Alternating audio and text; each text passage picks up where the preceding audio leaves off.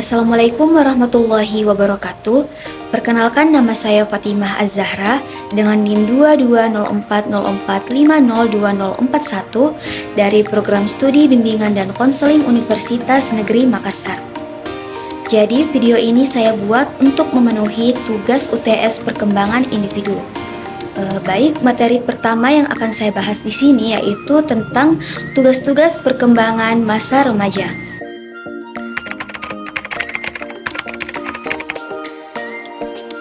Perkembangan remaja ditandai dengan adanya beberapa tingkah laku, baik tingkah laku positif maupun tingkah laku yang negatif. Hal ini dikarenakan pada masa ini, remaja sedang mengalami masa pancaroba dari masa anak-anak ke masa remaja.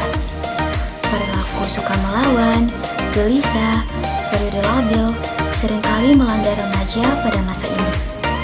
William Kay mengemukakan tugas-tugas perkembangan masa remaja, yaitu yang pertama, mampu menerima keadaan fisiknya. Pada periode pra-remaja, anak tumbuh demikian cepat yang mengarah pada bentuk orang dewasa, diiringi perkembangan sikap dan citra diri. Remaja diharapkan dapat menerima keadaan diri sebagaimana adanya keadaan diri mereka sendiri, bukan hayalan dan impian. Yang kedua, mampu menerima dan memahami peran seks usia dewasa. Dalam masa remaja, diharapkan mereka menerima keadaan diri sebagai pria atau wanita dengan sifat dan tanggung jawab kaumnya masing-masing. Seringkali terjadi ada remaja yang menyesali diri sebagai pria atau wanita, terutama jika bentuk tubuh mereka tidak memuaskan. Yang ketiga, mampu membina hubungan baik dengan anggota kelompok yang berlainan jenis akibat adanya kematangan seksual yang dicapai sejak awal masa remaja. Para remaja mengadakan hubungan sosial, terutama hubungan dengan lawan jenis yang merupakan suatu kewajaran. Dalam hal ini, seorang remaja haruslah mendapat penerimaan dari kelompok teman sebaya lawan jenis atau sesama jenis agar memperoleh rasa dibutuhkan dan rasa berharga. Yang keempat, mencapai kemandirian emosional. Tugas perkembangan yang harus dihadapi remaja adalah bebas dari ketergantungan emosional seperti dalam masa kanak-kanak mereka. Dalam masa remaja, seseorang dituntut untuk tidak lagi mengalami perasaan bergantung semacam itu. Yang kelima, mencapai kemandirian ekonomi. Kesanggupan berdiri sendiri dalam hal yang berhubungan dengan ekonomi merupakan tugas perkembangan remaja yang penting, karena mereka akan hidup sebagai orang dewasa kelak. Yang keenam, mengembangkan konsep dan keterampilan intelektual yang sangat diperlukan untuk melakukan peran sebagai anggota masyarakat. Sebagai hasil dari perpaduan unsur-unsur pertumbuhan biologis dan keragaman pengalaman dengan lingkungan, remaja dapat mengembangkan kemampuan mentalnya. Yang ketujuh, memahami dan menginternalisasi nilai-nilai orang dewasa dan orang tua. Yang kedelapan, mengembangkan perilaku tanggung jawab sosial yang diperlukan untuk memasuki dunia dewasa. Proses pengikatan individu kepada kelompok sosialnya telah berkembang sejak lahir. Proses ini diperluas selama masa anak dan remaja. Remaja yang mengikuti kegiatan keagamaan akan dapat mengembangkan sikap batin atau sikap keterikatan sosialnya terhadap orang lain. Yang kesembilan, mempersiapkan diri untuk memasuki pernikahan. Sikap remaja terhadap pernikahan ternyata beragam. Sebagian remaja bersifat antagonistik atau menentang dan merasa takut, dan sebagian lainnya menerimanya dengan sikap positif. Dan yang ke-10, memahami dan mempersiapkan berbagai tanggung jawab kehidupan keluarga. Tugas-tugas fase perkembangan remaja ini amat berkaitan dengan perkembangan kognitifnya, yaitu fase operasional formal. Kematangan pencapaian fase kognitif akan sangat membantu kemampuan dalam melaksanakan tugas-tugas perkembangannya itu dengan baik. Agar dapat memenuhi dan melaksanakan tugas-tugas perkembangan, diperlukan kemampuan kreatif remaja yang diwarnai oleh perkembangan kognitifnya. Adapun masalah tugas-tugas perkembangan remaja, yang pertama yaitu masalah pribadi. Masalah pribadi merupakan masalah-masalah yang berhubungan dengan situasi dan kondisi di rumah, sekolah, kondisi fisik, penampilan, emosi, penyesuaian sosial, tugas, dan nilai-nilai. Kemudian yang kedua, masalah khas remaja.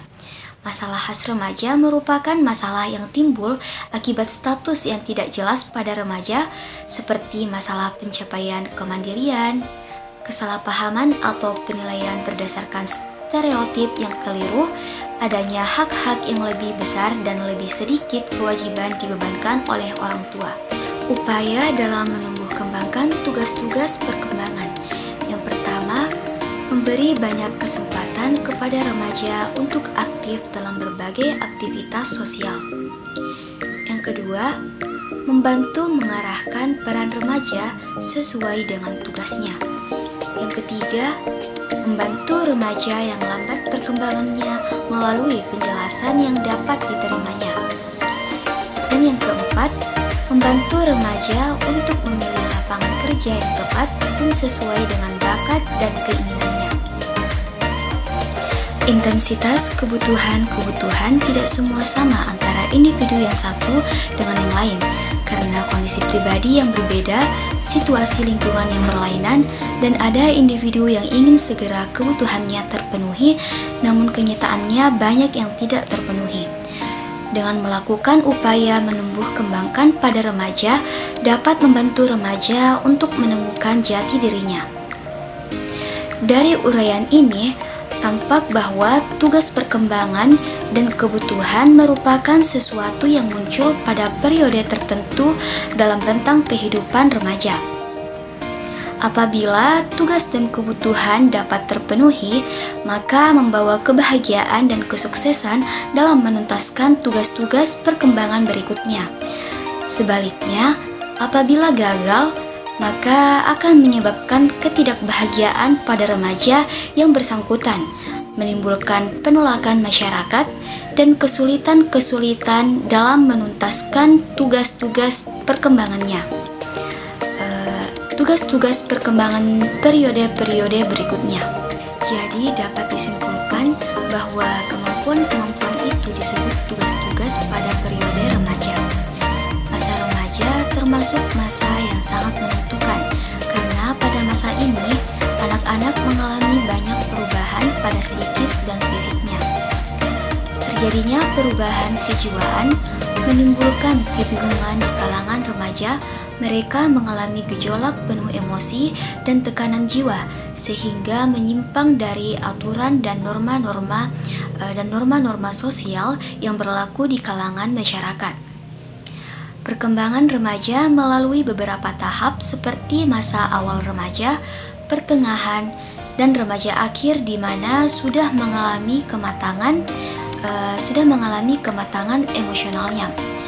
Tugas-tugas perkembangan pada masa remaja yang disertai oleh berkembangnya kapasitas intelektual, stres, dan harapan-harapan baru yang dialami remaja membuat mereka mudah mengalami gangguan, baik berupa gangguan pikiran, perasaan, maupun gangguan perilaku seperti stres, kesedihan, kecemasan, kesepian, keraguan pada diri remaja yang membuat mereka mengambil resiko dengan melakukan kenakalan.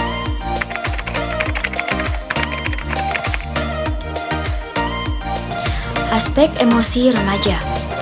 Masa remaja merupakan puncak emosional karena masa anak tersebut adalah masa di mana anak tersebut memulai merasakan emosi yang baru.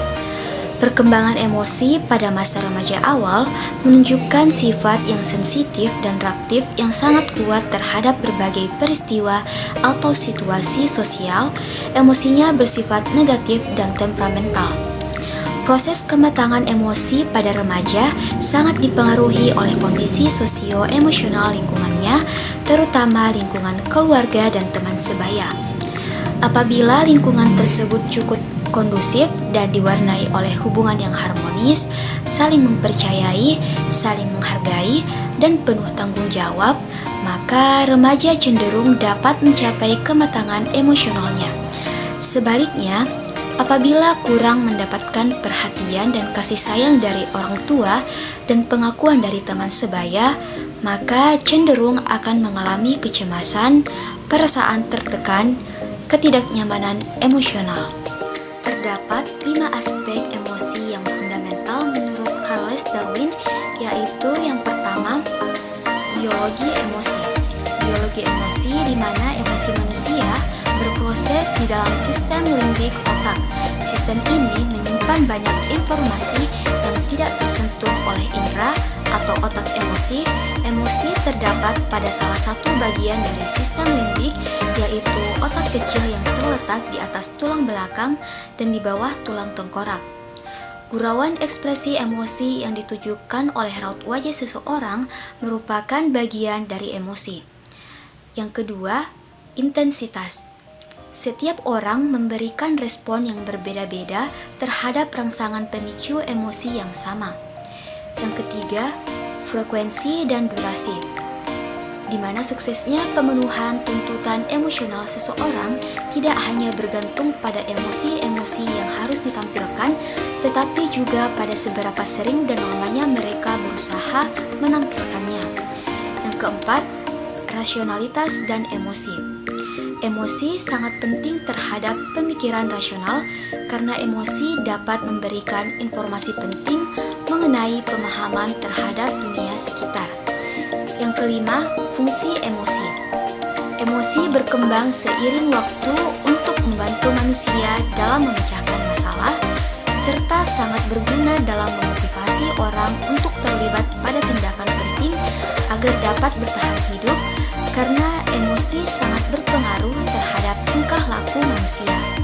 Adapun aspek dalam perkembangan sosial ini meliputi 2 aspek penting, yaitu kompetensi sosial yang meliputi kemampuan anak beradaptasi dengan lingkungannya secara efektif, dan tanggung jawab sosial yang meliputi komitmen anak terhadap tugas-tugasnya, menghargai perbedaan individual, dan memperhatikan lingkungannya. Hal ini dikemukakan oleh Mansur.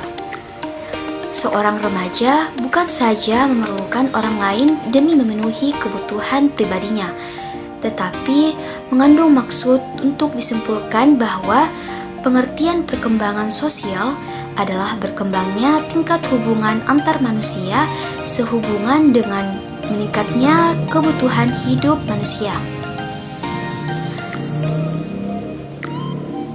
Syamsul Yusuf dalam Handani menyatakan bahwa perkembangan sosial merupakan pencapaian kematangan dalam hubungan sosial. Perkembangan sosial dapat pula diartikan sebagai proses belajar untuk menyesuaikan diri terhadap norma-norma kelompok, moral, dan tradisi yang meleburkan diri menjadi satu kesatuan dan saling berkomunikasi dan kerjasama. Berkat perkembangan sosial, anak dapat menyesuaikan dirinya dengan kelompok teman sebayanya maupun dengan lingkungan masyarakat. Banyak faktor untuk membiarkan remaja saat ini dalam fenomena sosial yang kurang sehat bahkan negatif. Menurut Abdul Rahim, keterlibatan remaja dalam berbagai jenis gejala sosial disebabkan oleh beberapa faktor-faktor, termasuk faktor dalam diri remaja dari perspektif pengembangan kepribadian, kegagalan institusi keluarga, dan juga pengaruh teman sebaya. Zainal dan Sarani juga memperhatikan bahwa pengaruh lingkungan di sekolah juga menjadi penyebab kemerosotan moral remaja. Gejala sosial merupakan fenomena modernisasi dan kultur shock remaja dan dewasa muda. Selama masa pubertas, seseorang menghadapi serangkaian kritis identitas, yaitu pembentukan dan pengembangan identitas diri. Kegagalan dalam mengatasi tantangan mengakibatkan remaja mengalami krisis kekeliruan. Krisis kebingungan diri remaja dapat menimbulkan gejala sosial yang nyata jika tidak ditanggulangi sehingga semakin buruk. Sosial remaja dapat distimulasi melalui pengembangan konsep diri positif yang akan memiliki persepsi positif terhadap kemampuan dan ketidakmampuannya, fisik, sifat-sifat rasa percaya diri, kemampuan diri, penampilan diri, sikap terhadap diri, keyakinan dan hubungan dengan lawan jenis yang berinteraksi dengan orang lain di mana siswa berada.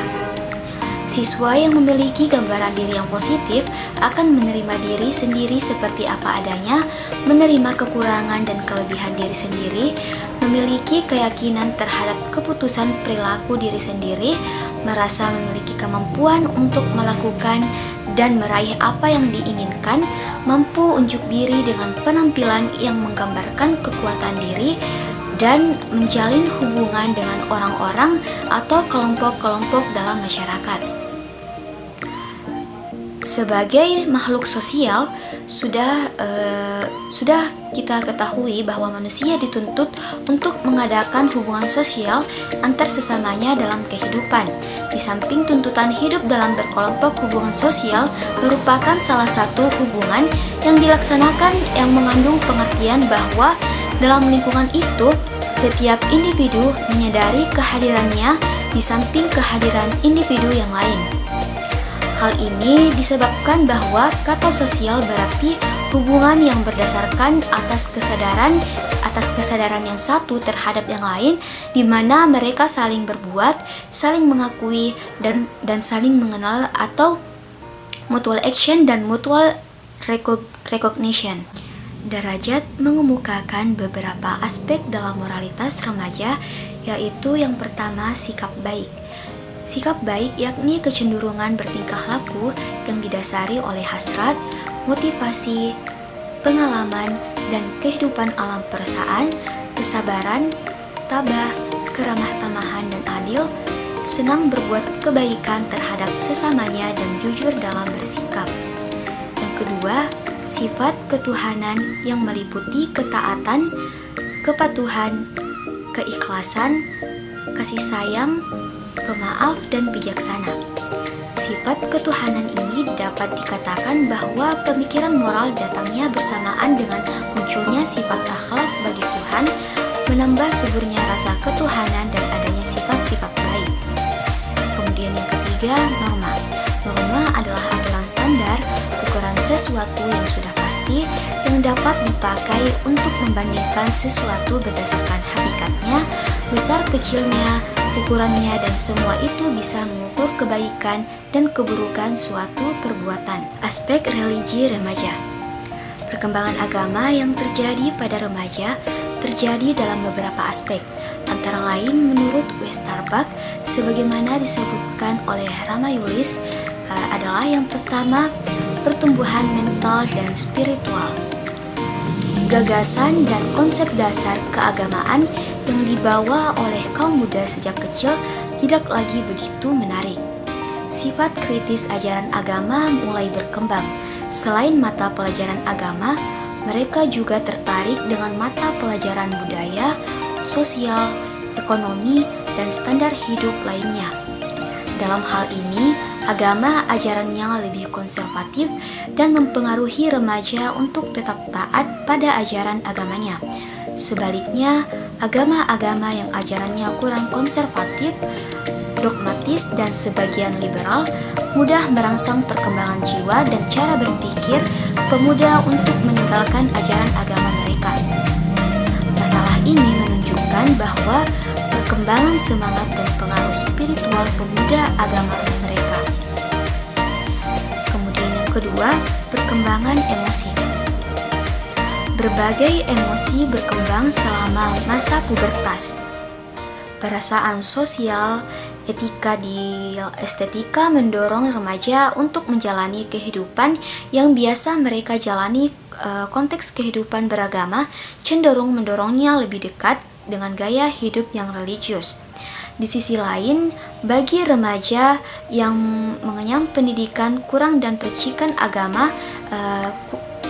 ajaran agama lebih mudah jatuh ke hal yang negatif. Agama sebagai sumber stimulasi emosional dan intelektual di mana anak muda ingin belajar agama berdasarkan pemahaman intelektual dan tidak mau menerima begitu saja. Mereka meragukan agama bukan karena ingin menjadi ateis, tetapi karena ingin menerima agama sebagai sesuatu yang bermakna, karena ingin mandiri dan bebas mengambil keputusan sendiri atau independen. Yang ketiga, aspek sosial. Pola keagamaan anak muda juga dibentuk oleh aspek sosial seperti yang dikemukakan oleh Monks, bahwa perkembangan kognisi remaja berimplikasi pada perkembangan sosialnya. Corak sosial dari semangat keagamaan ini terkadang dibarengi dengan kecenderungan pada toleransi beragama. Pemahaman agama dan interaksi ajarannya tidak menghalangi seorang remaja untuk bergaul dengan pemeluk-pemeluk agama lain. Akan tetapi, bagaimana seorang remaja dapat membatasi dirinya juga agar hal tersebut tidak mempengaruhi kepercayaan dan keyakinannya dan tidak pula dikategorikan sebagai seorang yang antisosial. Yang keempat, perkembangan moral. Perkembangan moral agama ini memegang peranan penting dalam jiwa agama. Beberapa orang berpendapat bahwa moralitas dapat mengontrol perilaku anak berkembang pada saat ini, agar ia tidak melakukan hal-hal yang merugikan dan bertentangan dengan bertentangan dengan keinginan dan pendapat masyarakat. Pendidik agama dengan pendidikan moral dan nilai-nilai moral membutuhkan penerapan dan latihan yang konsisten sebelum tumbuh kembang anak lebih lanjut. Anak masih belum bisa memutuskan mana yang baik dan mana yang buruk. Kemudian, apa yang dilihat dan didengar dan ditiru ketika dia sering melihat dan mendengar sesuatu yang buruk, lambat laun dia akan terbiasa dan menirunya. Akhirnya menjadi kebiasaan yang sulit dihindari atau dihentikan. Dan yang kelima, sikap dan minat. Sikap dan minat remaja terhadap masalah agama dapat dikatakan sangat rendah, dan itu tergantung pada pembentukan kebiasaan mulai masa kanak-kanak sampai fase remaja dan bagaimana lingkungan membentuknya.